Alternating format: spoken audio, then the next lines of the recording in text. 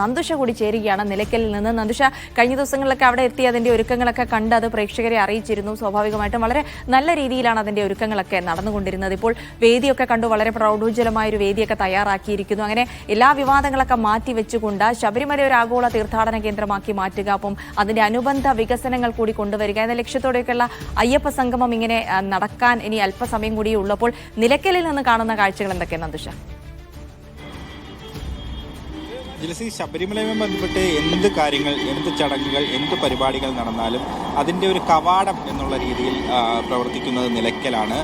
Police സംവിധാനം ഉൾപ്പെടെയുള്ള പോലീസിൻ്റെയും ദേവസ്വം ബോർഡിൻ്റെയും ഫയർഫോഴ്സിൻ്റെയും എക്സൈസിൻ്റെയും ഒക്കെ തന്നെ സംവിധാനങ്ങൾ കേന്ദ്രീകരിക്കുന്നത് നിലയ്ക്കലാണ്. തീർത്ഥാടന കേന്ദ്രത്തിലേക്കുള്ള മുഖ്യ കവാടമായിട്ടാണ് നിലയ്ക്കലിനെ ഭരണ സംവിധാനങ്ങൾ ഉപയോഗപ്പെടുത്തുന്നത്. ഇപ്പോഴും അയ്യപ്പ സംഗമവുമായി ബന്ധപ്പെട്ട തയ്യാറെടുപ്പുകളിലും നിലയ്ക്കൽ ആ ജോലിയാണ് നടന്നുകൊണ്ടിരിക്കുന്നത്.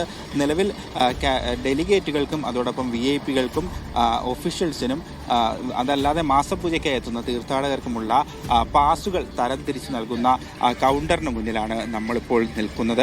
ആ കൗണ്ടറിൽ ഓരോരുത്തർക്കും, അവരുടെ വാഹനങ്ങളിൽ വരുന്ന ഓരോരുത്തർക്കും അയ്യപ്പ സംഗമത്തിന് എത്തുന്നവരാണെങ്കിൽ ആ രീതിയിലുള്ള പാസുകൾ നൽകും. മാസപൂജയ്ക്ക് എത്തുന്ന തീർത്ഥാടകരാണെങ്കിൽ അങ്ങനെയുള്ള പാസുകൾ നൽകും. VIP-കളാണെങ്കിൽ ആ രീതിയിലുള്ള പാസുകൾ നൽകും. അതിനായി ക്രമീകരിച്ചിരിക്കുന്ന ദേവസ്വം ബോർഡിൻ്റെ പ്രത്യേക ഒരു കേന്ദ്രത്തിന് മുന്നിലാണ് നമ്മളിപ്പോൾ നിൽക്കുന്നത്. ഇവിടെ തന്നെ ഏതാണ്ട് വലിയൊരു പോലീസ് സന്നാഹം തന്നെ ഉണ്ട്.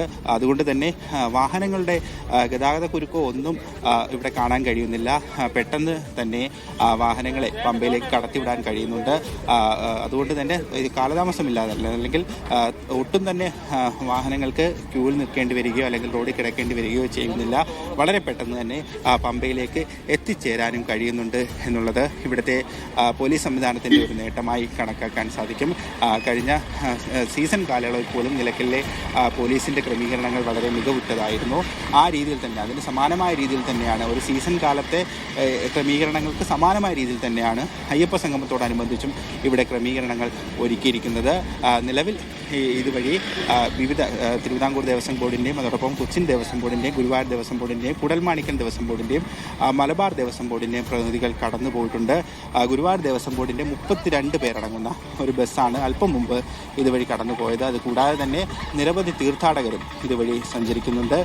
പോലീസിൻ്റെ സംവിധാനങ്ങൾ സുസജ്ജമായി തീർത്ഥാടകരെ കടത്തിവിടുന്നുണ്ട്. അതോടൊപ്പം പമ്പയിലെ പാർക്കിംഗ് സംവിധാനത്തെ അവിടെ ചില സ്ഥലപരിമിതികളൊക്കെ ഉള്ളതിനാൽ അവിടെ പാർക്കിംഗ് ഫുള്ളായി കഴിഞ്ഞാൽ അവിടുന്ന് വണ്ടികൾ ഈ നിലയ്ക്കൽ പാർക്കിംഗ് ഗ്രൗണ്ടിലേക്ക് മാറ്റാനുള്ള ഒരു തീരുമാനത്തിലാണ് നിലവിൽ പോലീസ് എത്തിയിരിക്കുന്നത്. ആ രീതിയിലുള്ള ക്രമീകരണങ്ങളും പുരോഗമിച്ചുകൊണ്ടിരിക്കുകയാണ്. ഇപ്പോൾ നമുക്ക് കാണാൻ കഴിയുന്നുണ്ട് പലതരത്തിലുള്ള പല സംസ്ഥാനങ്ങളിൽ നിന്നുള്ള വാഹനങ്ങൾ, തീർത്ഥാടകരുടെ വാഹനങ്ങളും ഒക്കെ തന്നെ എത്തിക്കൊണ്ടിരിക്കുന്നു.